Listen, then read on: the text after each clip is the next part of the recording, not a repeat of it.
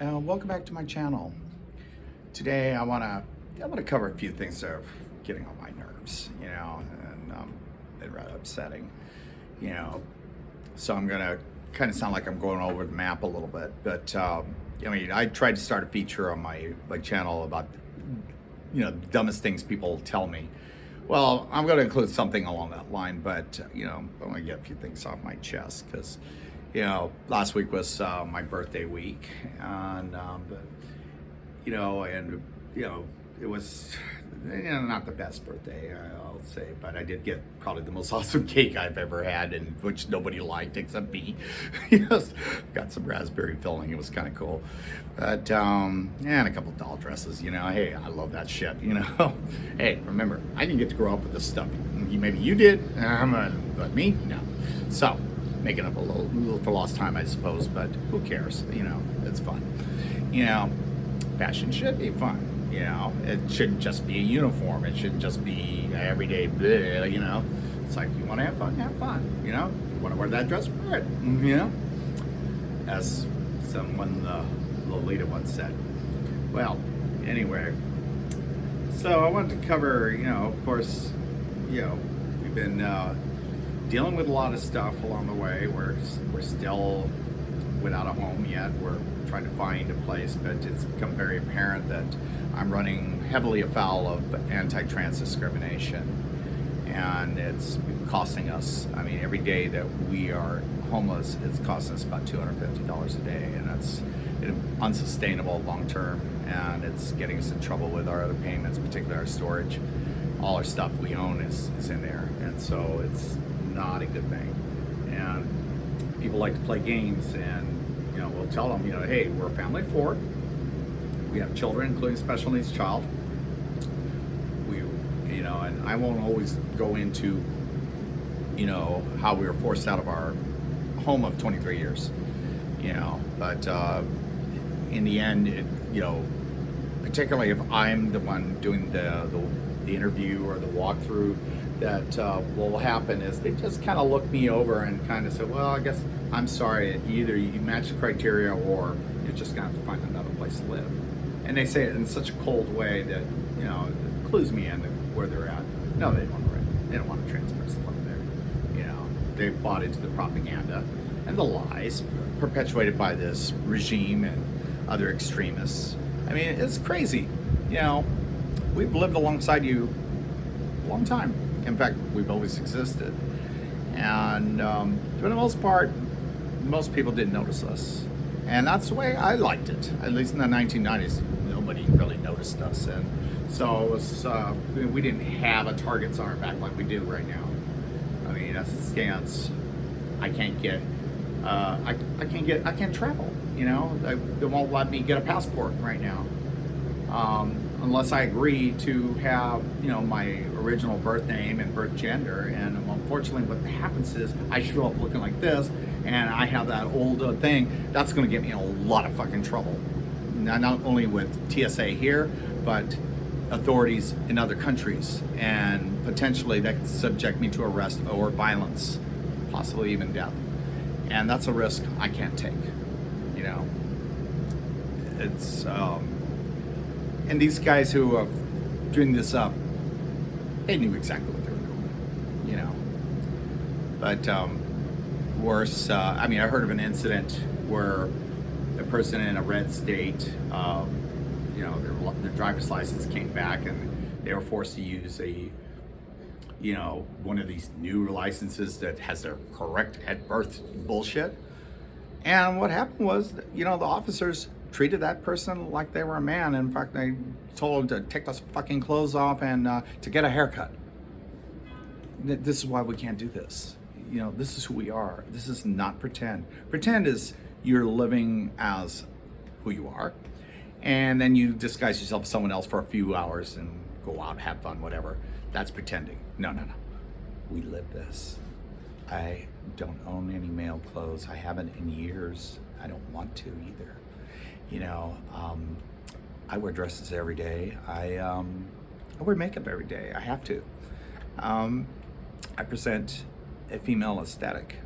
Now, mind you, a lot of trans women will say, trans women are trans women, and that's fine. That's fine. I, for one, it hasn't happened to me, but I've seen it online where some troll, or particularly maybe on the rare occasion, an actual woman says, you are not, says, you can't call yourself a woman. Actually, I don't. I mean, I like being a third sex being, it's cool to me. I mean, how punk rock is that? You are you're non-gender conforming. You're gonna do your own thing, I 2% myself in the female aesthetic, and that's what I'm comfortable with. This is who I am. My breasts are growing back, my hips are growing back, of course, and my hormones have given me a new lease on life where I was feeling pretty dead before, so it's kind of awful that this regime that's guided by experts who have absolutely no qualifications to speak about trans people want to force people like us to detransition. Once you have estrogen in your body, for a long period of time, your body becomes very dependent on it. And if you try to wean somebody off with therapy, you're going to kill them. And I think they know that. They also know that when you force someone to detransition, that the chance of them committing suicide is very high. I had quite a few suicide attempts, during my detransition period after 2002. Mind you, that was a little bit of a reaction to 9/11, and I really didn't like the trans community at that time because it was mostly sex workers, and I had nothing in common with them. They didn't seem to care that people I knew were involved in 9/11. Some girl that worked for me on a movie set, supposedly, don't really know her. I've had a lot of people work for me, but maybe she worked for a rival crew, and everybody keeps telling me she worked for me, but I don't remember her. But they said she died in South Tower. I was dating a girl in New York at that time that was supposed to be in the North Tower that morning. My roommate at the time, her brother was attending a conference, Windows on the World. So, I mean, yeah, it was affected us, of course. And life became very impossible. They sealed the border and the black market straight up so we couldn't get our hormones. And I thought, well, I could, I lived androgynously in the goth world before. I can do it again. And, I still do that scene. And, it worked for a while. But then life just got in the way. So, I always realized I was going to come back, but that's another video. So, going back to me, my birthday, wasn't the happiest birthday, but I had the best cake I think I've ever had, and it's sad that nobody else liked it. Raspberry filling. Hey, fuck, that was pretty fucking good. It's too bad neither one of my kids or my wife who liked it. It was kind of unfortunate, but so I was not having a great birthday to begin with, and of all things, and this is something I've complained about. It's like we have. Being homeless, we have to, our resources, our funds can only cover us through part of the week. It doesn't cover the whole week, and so I'm forced to raise money all the time. And being the busy housewife that I am, I am running errands throughout the day. I am taking the kids. I'm everyone's taxi. I'm everyone's cook. I'm everyone's cleaner. I am everyone's scheduler. I run all the details. I take care of all the errands, all the shopping, all the domestic shit. I run the back office, essentially. So that's why I say I'm just a little old housewife that likes goth industrial music. I like to dress like a doll, but that's beside the point. So I get 3 people, because I complain about this all the time, that blue sky people, you say you need help. Blue sky people will say, how can we help? What can we do for you? What do you need? And if they can't help, they say, look, I can't help, but I'm going to pass you on to people that might be able to connect you. And they've been great about that. I mean, lately it's been kind of drying up because this has gone on too long. But, blue sky people have been really great. Instagram, not so much. Facebook, okay.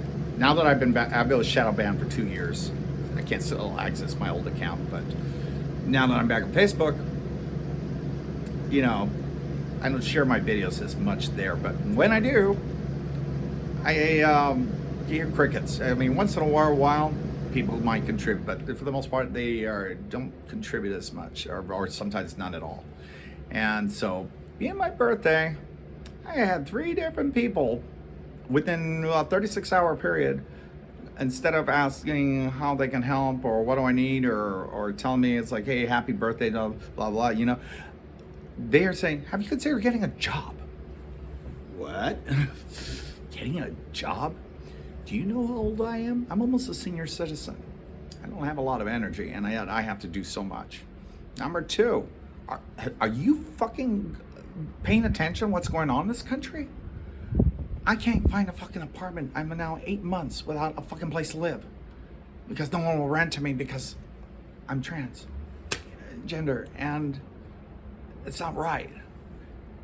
These people are oblivious and saying how simple it is to just go out and work for somebody. It's like, when am I gonna find the fucking time? Oh, one friend, she was well-meaning.